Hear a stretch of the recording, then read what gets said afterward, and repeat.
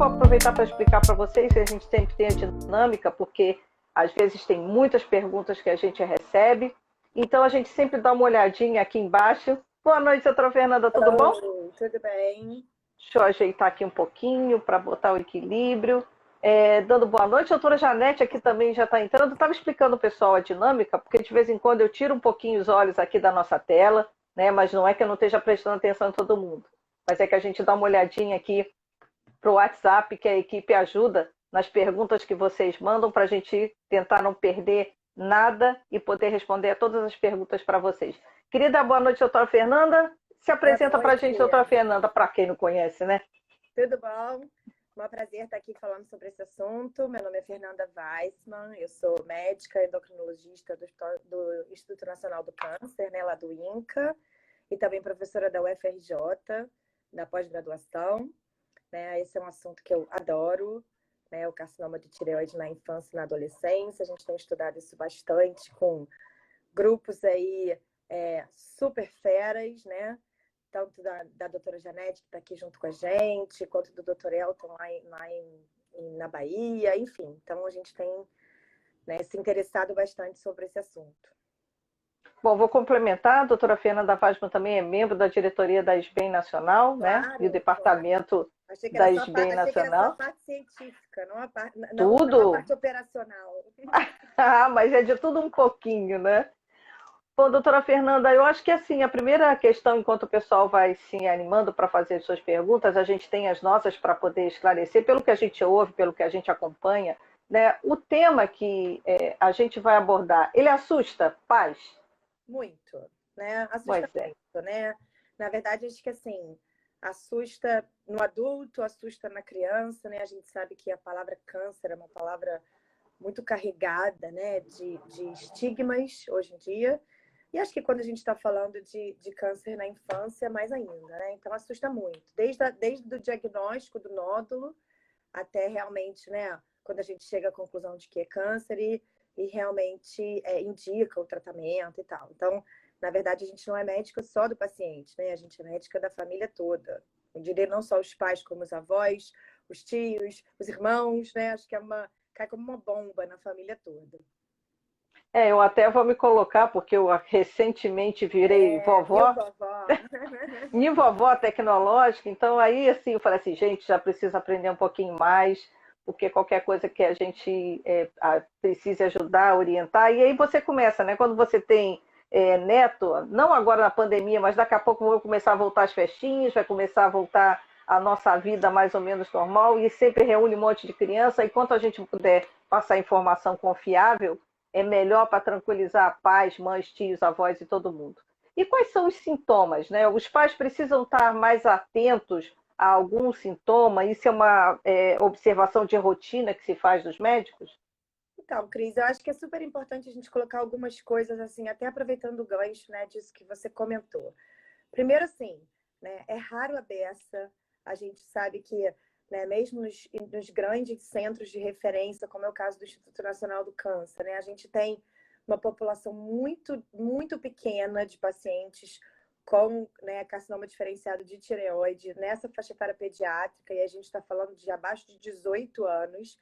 Se a gente estiver falando de criança pequenininha, é mais raro ainda, né? Então, você está falando de festinhas, etc., né? É muito raro. Primeira coisa é assim, é um diagnóstico que normalmente está lá no final das possibilidades, né? Eu vou falar um pouquinho já sobre isso. A outra coisa que eu acho que vai aí de carona no que você acabou de falar, né, sobre convivência entre crianças e tal, a gente sabe que tem várias patologias, inclusive cânceres, que podem estar relacionados a vírus e, enfim, doenças. Não que o câncer seja contagioso, né, mas algumas doenças que podem estar relacionadas a vírus que podem passar de criança para criança. Não é o caso. Então, assim, isso não pega, né? Então, essa coisa de aglomeração, a gente agora muito na moda, né? Todo mundo com medo dessa história. Aqui não estamos falando de nada disso. Então, não temos problemas com festinhas, não temos que ninguém ficar enlouquecido atrás dessa história. Estamos falando da raridade, da raridade, da raridade, e que realmente poucas pessoas e poucos centros no Brasil e no mundo têm experiência no tratamento dessa doença por ser realmente uma doença rara nesta faixa etária. A outra coisa que eu queria colocar antes de falar um pouco dos sintomas, Cris, é que assim, É muito, por outro lado, é extremamente comum nódulo de tireoide, né, em mulheres adultas. E, né, eu também sou mãe de crianças pequenas e a gente sempre fica achando que será que porque eu tenho nódulo ou porque eu tive câncer, isso passa para os meus filhos e aí aumenta a chance, então, das minhas crianças terem câncer de tireoide. E a resposta para mim é não, né?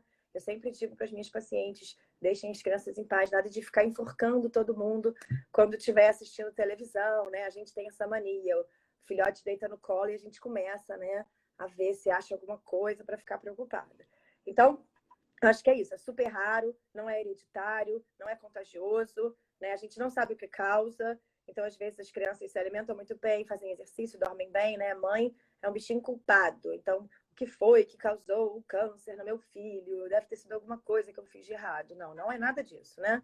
A gente ainda não sabe ainda, pelo menos no público geral, né? A gente tem alguns fatores de risco e tal, como radiação, mas não é uma coisa presente na nossa vida do dia a dia.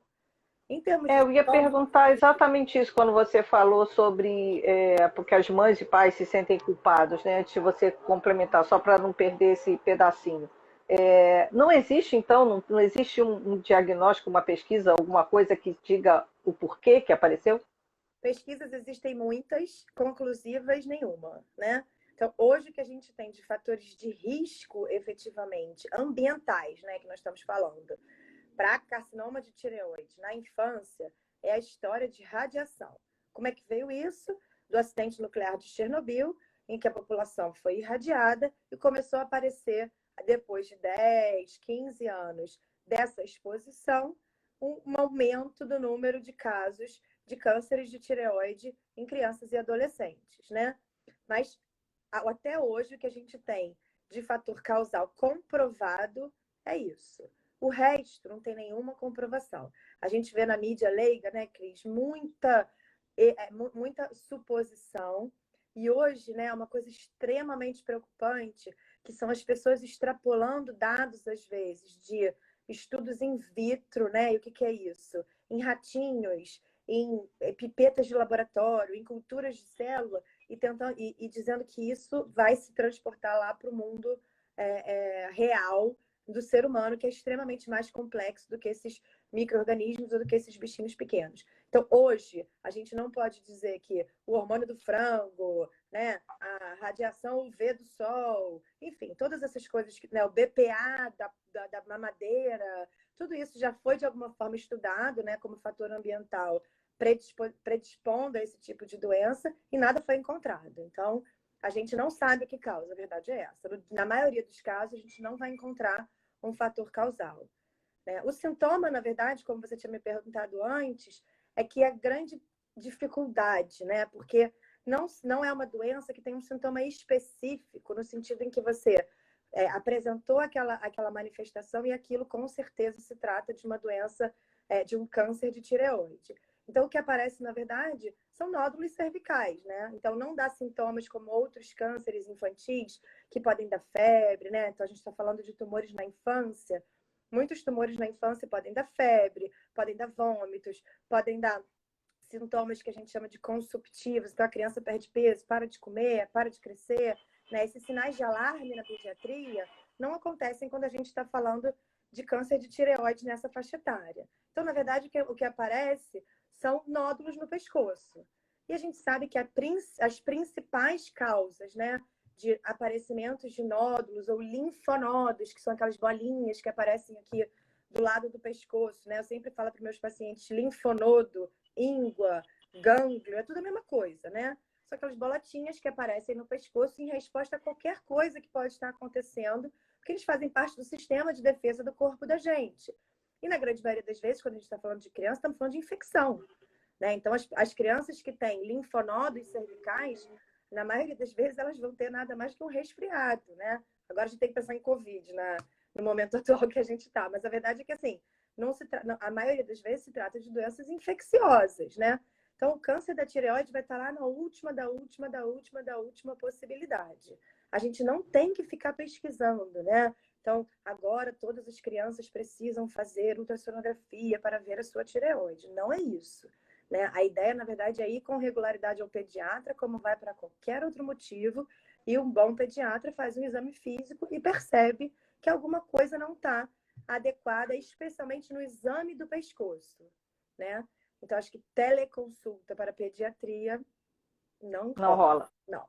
Não.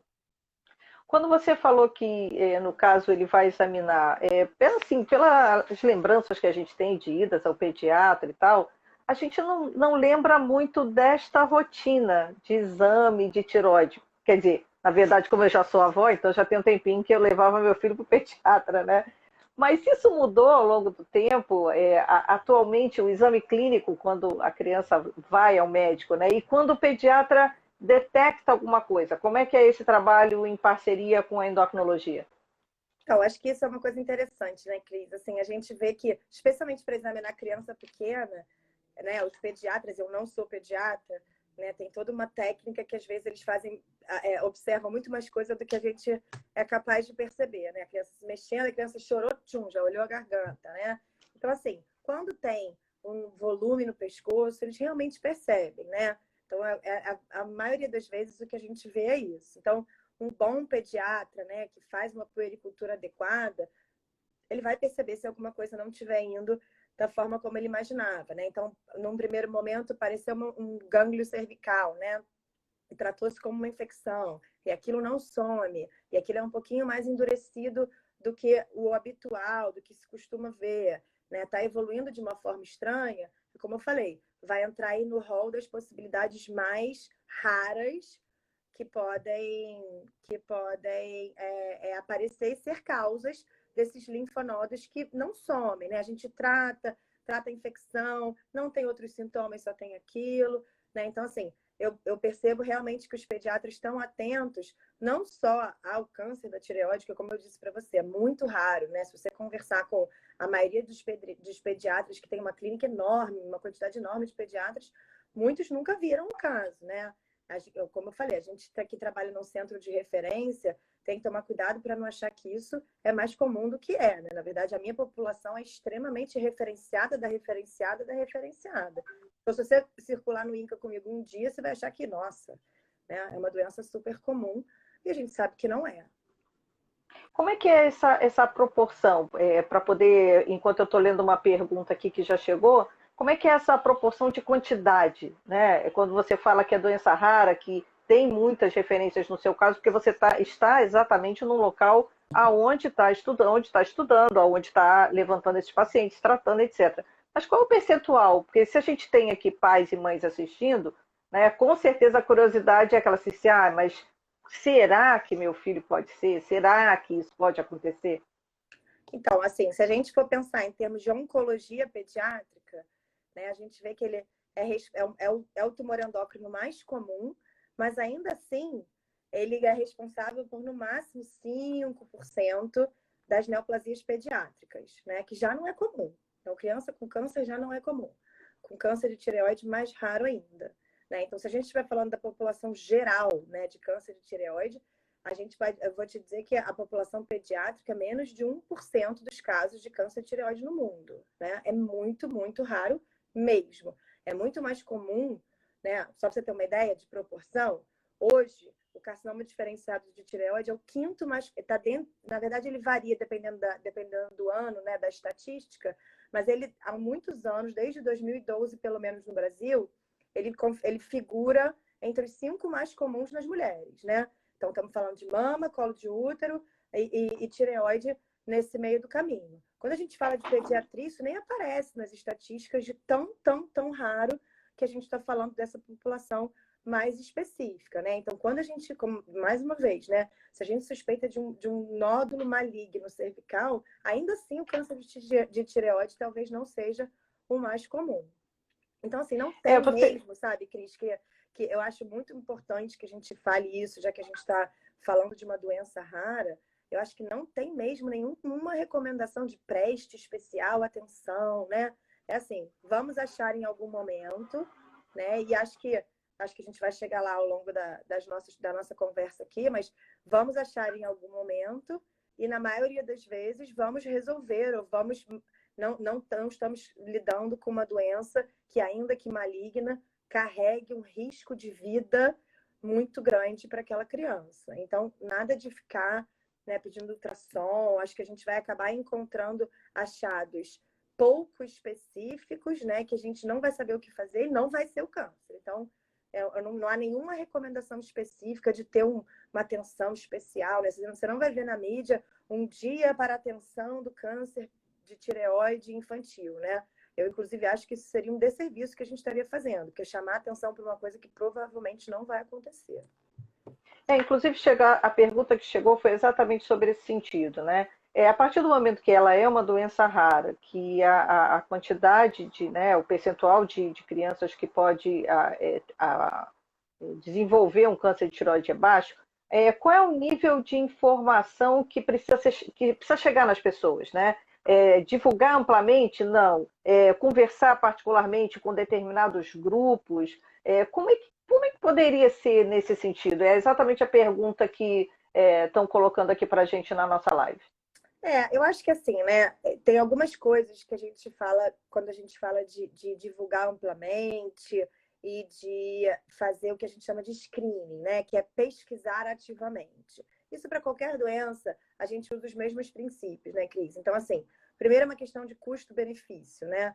Então, qual é o custo que a gente vai ter para a saúde? Não necessariamente custo financeiro, né? Mas custo de você encontrar muitos casos falso positivos para achar uma doença verdadeiramente positiva, né? Então, se você tem muito mais chance de, fazendo aquele exame, encontrar achados que não são reais, mas que te confundem do que achar a doença efetivamente, a gente não deve rastrear, né? Isso é o número 1. Número 2, assim, a gente vai gastar muito esforço, né, sacrificando as crianças fazendo exame para não encontrar doença. Então, rastreamento é a mesma coisa.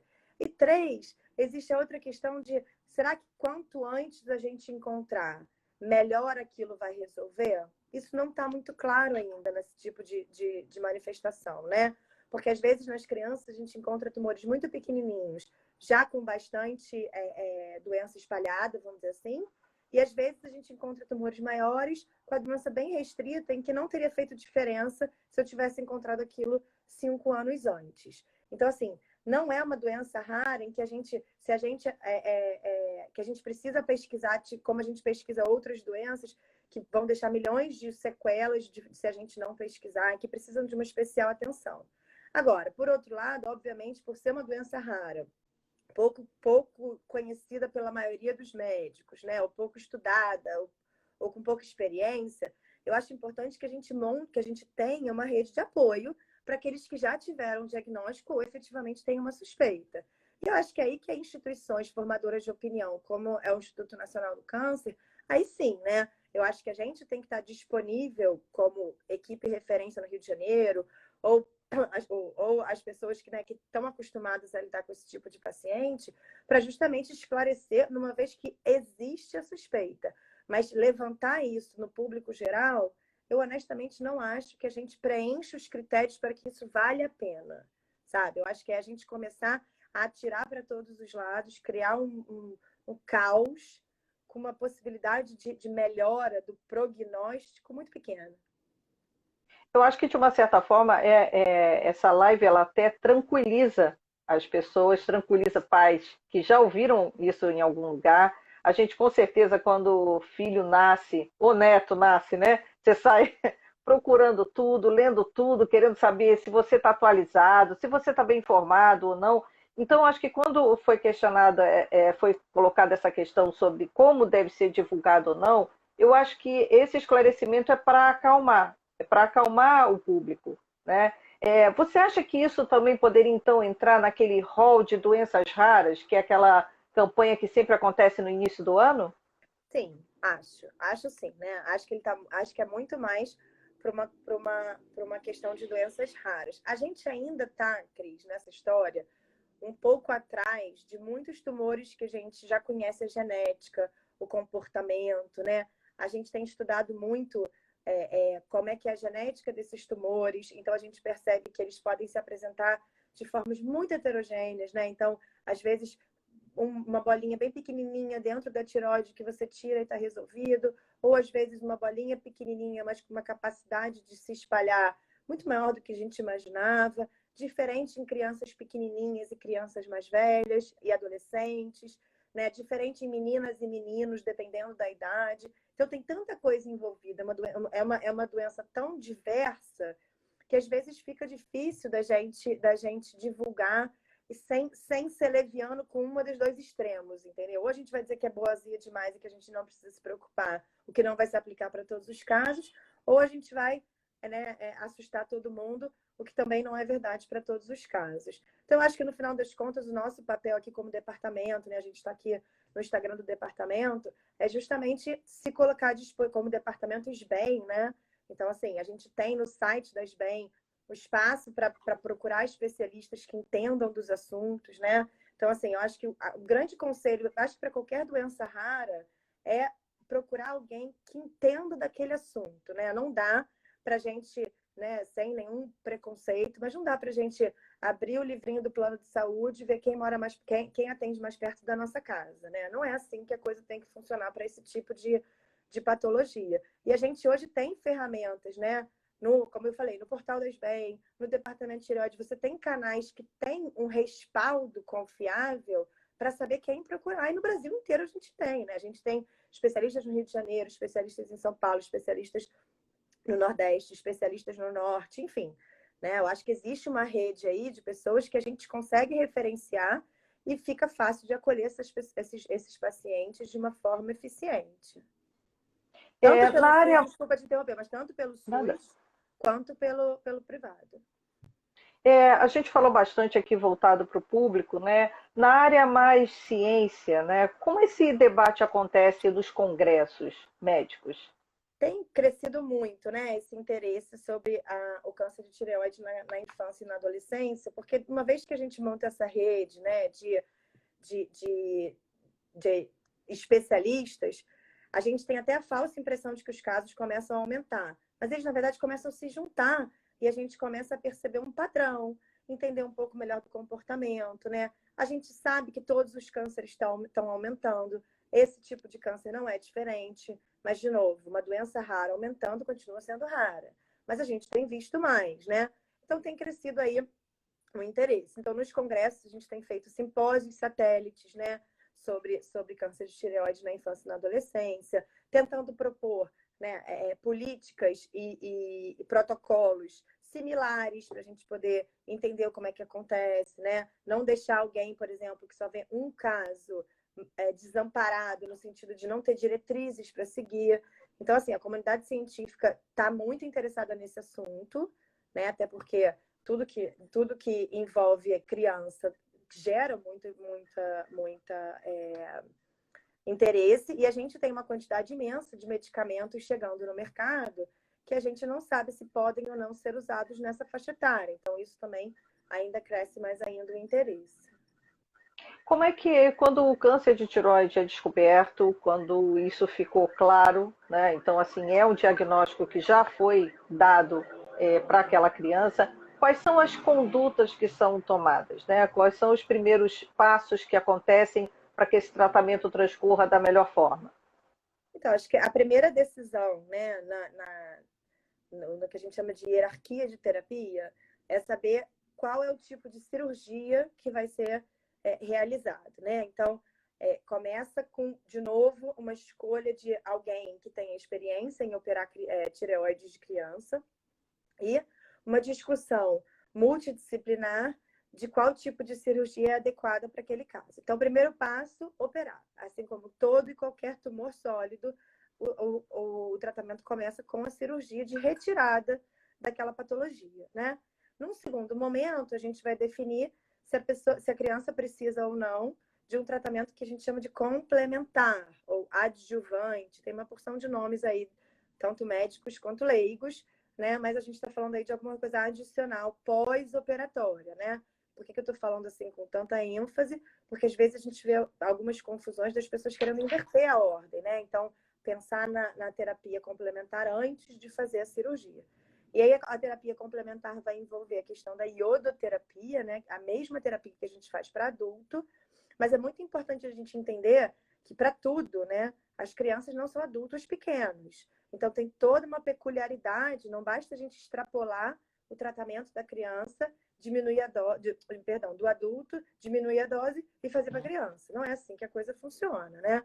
Então, a gente vai tomar a decisão também de uma forma multidisciplinar, qual tipo de iodoterapia, né? Se é uma iodoterapia que a criança vai precisar ficar internada, se é uma iodoterapia que a criança pode fazer ambulatorial, como vai ser esse preparo, como vamos envolver a família, quais são as condições da criança ficar mais isolada em casa. Então, tudo isso vai influenciar e a gente vai, então, definir se precisa ou não dessa história chamada iodoterapia. Então, a ideia é essa. A gente faz o diagnóstico, decide sobre a cirurgia e depois decide sobre a iodoterapia. E as crianças, em geral, respondem muito bem, né? Elas ficam muito bem, obrigada. Então, eu sempre falo, né, para os meus residentes lá do hospital que a gente tem pacientes que seguem no INCA há 40 anos, começaram lá com 10 e hoje tem 50. Já tiveram filhos e estão lá com a gente até hoje, né? Não comigo, porque eu não sou médica há 40 anos, que fiquei muito claro. Olha, chegou uma pergunta da doutora Daniela. Existem marcadores moleculares que auxiliem no diagnóstico? Excelente pergunta, né? Na verdade, sim. A gente fala muito disso para o adulto, né? Então, a gente já, de novo, né? A ideia de que a criança não é um adulto pequeno. E a gente não tem evidências de que esses testes moleculares funcionam para a criança. Porque justamente eles se baseiam na genética desses tumores que a gente já sabe que são diferentes no adulto e na criança. Então, o que a gente espera de um teste genético, no que a gente faz para um adulto, não é o que a gente espera de um teste, se a gente usar o mesmo teste genético e fizer no nódulo pediátrico. Então, assim, acho que a resposta curta para isso é não. Não existem marcadores moleculares comercialmente disponíveis hoje em que a gente possa confiar para fazer o diagnóstico de uma criança.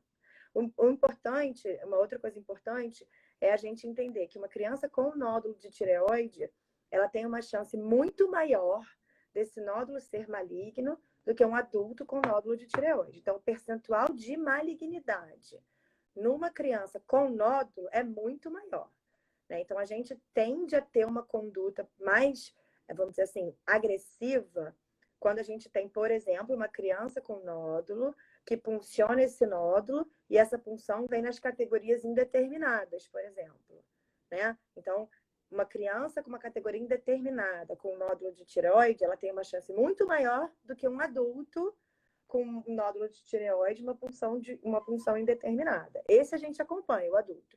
A criança, muitas vezes, dependendo do que vier os resultados, a gente vai optar por operar, mesmo sem ter o diagnóstico definitivo de câncer.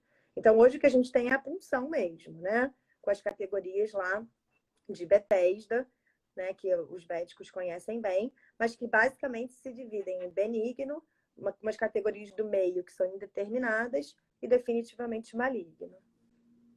Antes de fazer mais uma pergunta aqui, avisar até o pessoal que a gente, quem quiser fazer pergunta, a gente já está entrando na reta final da nossos 30 minutos de bate-papo, é que entraram vários elogios para você. Doutora Fernanda é a melhor do mundo, tem um monte de borboletinhas, então estou passando para você aqui essas observações que o pessoal está fazendo com tanto carinho. Na hora que eu estava pesquisando para a gente poder conversar sobre isso aqui na live, eu vi que parece que as mulheres, as meninas, no caso, elas têm mais propensão, é isso mesmo? Nós, novamente, as mulheres? Você já está quase tireoidologista, né, Cris? Então, você sabe que todas as doenças de tireoide são mais comuns nas mulheres.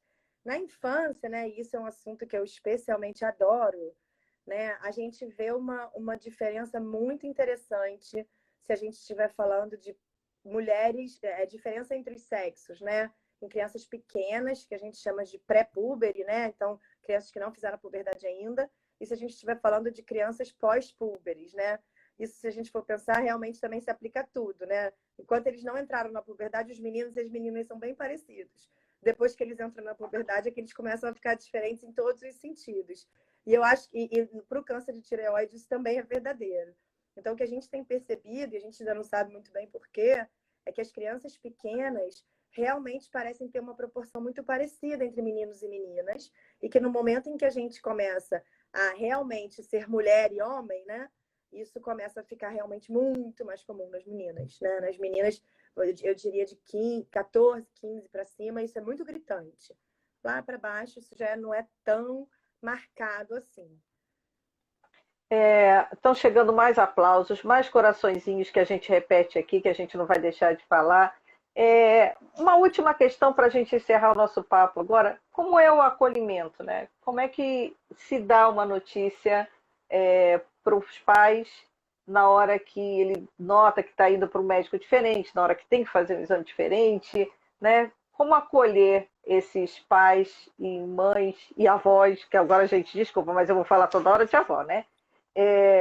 Nesse momento, o que se faz?